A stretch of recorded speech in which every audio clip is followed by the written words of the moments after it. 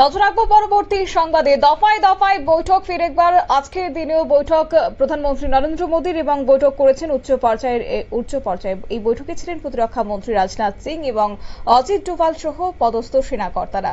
ভারত পাকিস্তান উত্তেজনার মধ্যে সর্বশেষ পরিস্থিতি নিয়ে অবহিত করা হয়েছে প্রধানমন্ত্রীকে। যাব বিস্তারিত, আমাদের সঙ্গে যুক্ত হয়েছে প্রতিনিধি রাজীব দত্ত। রাজীব, কি জানতে পারছো?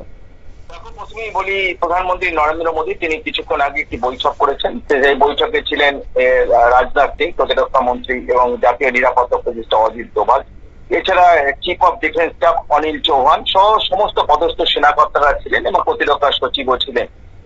প্রধানমন্ত্রীকে আজ বিস্তারিত তারা জানান যে পাকিস্তান কিভাবে গত রাত্রে এবং শনিবার ভোরে তারা কিভাবে সাধারণ মানুষের উপর হামলা চালাচ্ছে।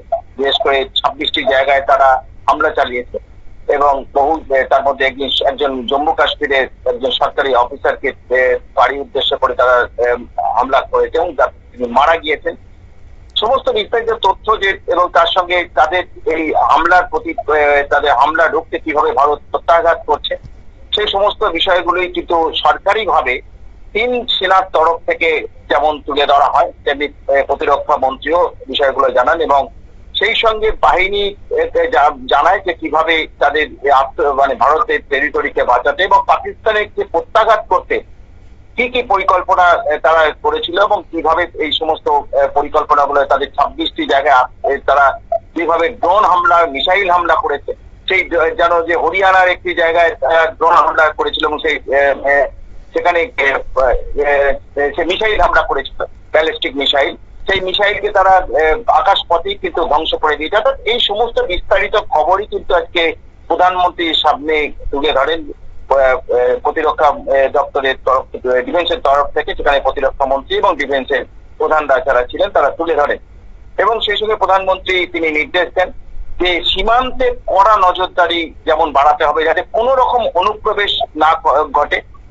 এবং যে বিষয়টা আরো একটা বলা হয়েছে যে একটি কিছু জায়গায়, জম্মু কাশ্মীরের কিছু জায়গায় সেখানে অনুপ্রবেশের করানোর চেষ্টা হয়েছে। বেশ কয়েকটি লঞ্চিং প্যাডে সেখানে বেশ কিছু জঙ্গিকে এনে রাখা হয়েছে। সেই লঞ্চিং প্যাডও কিন্তু ধ্বংস করে দিয়েছে ভারতীয় সীমান্তরক্ষী বাহিনী এবং এই সমস্ত বিস্তারিত তথ্য যেমন তুলে ধরা হয়, প্রধানমন্ত্রী সেই সঙ্গে নির্দেশও দেন যে বাহিনীকে আগেই স্বাধীনতা দিয়ে দিয়েছেন যে বাহিনী পাকিস্তান যে আচরণ করবে তার গুলির জবাবে গুলি করতে হবে এবং যাতে প্রত্যাঘাত করতে হবে, যাতে পাকিস্তানকে শিক্ষা দিতে হবে। প্রধানমন্ত্রী আগেই বাহিনীকে প্রিয়ান দিয়েছেন।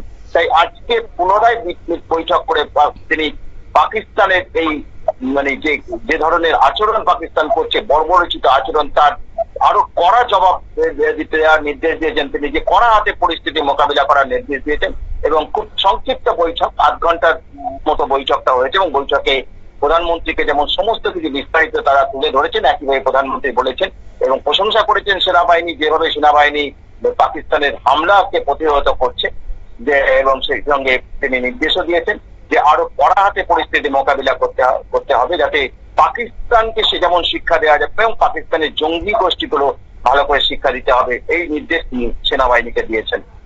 শতাব্দী, আপনারা শুনলেন, অর্থাৎ শুক্রবার রাত থেকে শনিবার ভোর পর্যন্ত যেভাবে পাকিস্তান হামলা চালানোর চেষ্টা করেছে এবং তারপরে আজ দুপুর নাগাদই ফের একবার বৈঠকে বসেছেন প্রধানমন্ত্রী নরেন্দ্র মোদী এবং সমস্ত পরিস্থিতি নিয়ে খতিয়ে দেখেছেন তিনি এবং একই সঙ্গে তিনি অবহিত হয়েছেন আগামী দিনে কি কি পদক্ষেপ নিতে হবে সমস্ত বিষয় নিয়ে সেনাপ্রধানদের সঙ্গে আজকের এই গুরুত্বপূর্ণ বৈঠক নিয়ে। নিচ্ছি ছোট্ট একটি বিজ্ঞাপন বিরতির সঙ্গে থাকুন।